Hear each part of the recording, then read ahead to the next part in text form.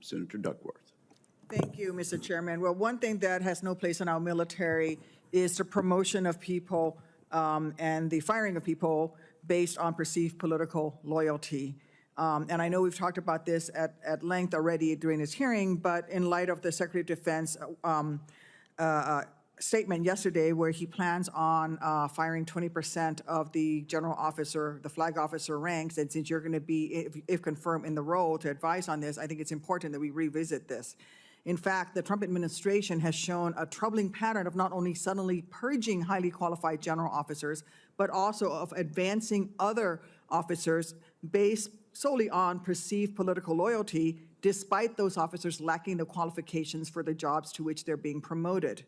Choosing military leadership based on partisan criteria is un-American, and it puts our military readiness and public trust at risk. It is an affront to the great meritocracy that our military has represented until this administration. Mr. Tata, if confirmed, would you would carry the solemn responsibility of safeguarding the readiness, talent, and professionalism of our men and women in uniform, including the very important role of overseeing the conditions and standards under which service members can advance in their careers.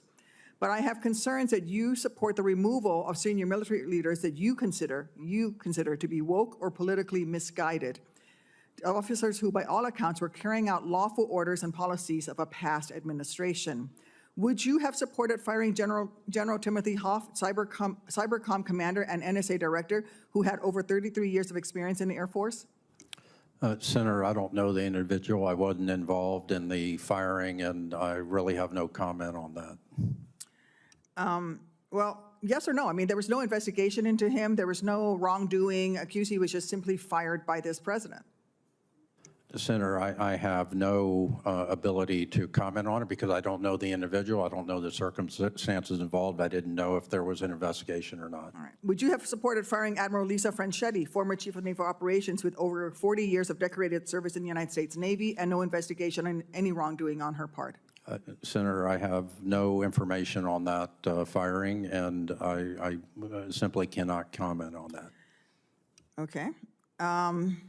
You just under oath confirmed that you support the Trump administration's reckless purges. I mean, you're saying you have no comments, but these are two examples of the Trump administration's disturbing pattern of suddenly firing expert warriors at the top of their game, disrupting our national security for political gain.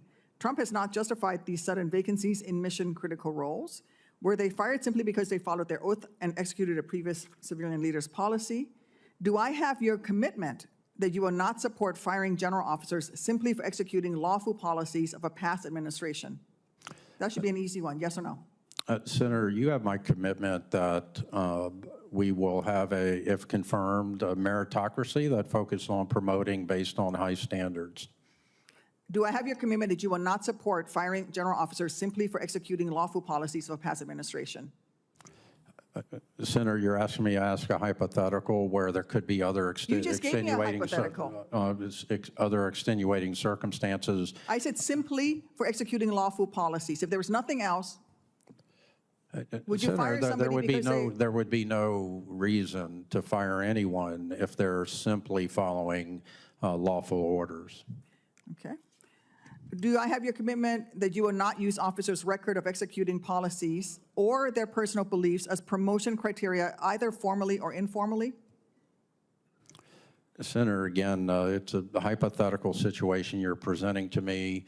The focus of the department, if confirmed, will be on meritocracy and promoting those that are most lethal, that provides us the greatest warfighting force that our young men and women deserve. So their record of executing policies that this administration may not agree to, but were legal, lawful policies from a previous administration, or a person's personal beliefs will not be used as criteria to either promote or not promote them. Senator, I would see no reason to have any of that play into the promotion.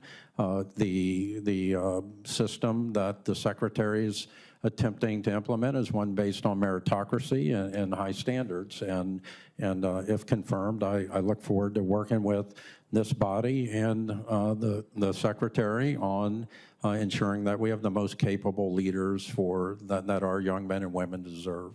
I hope you live up to that, because practices like firing officers for following lawful orders put service members in an impossible position, fearful that they'll be punished whether they do or do not fulfill their professional obligations. And more importantly, politicizing promotions and firings have a corrosive effect on our military and on our ability to deter and prepare for conflict. So I hope that you will live by that statement. Thank you, Senator Duckworth.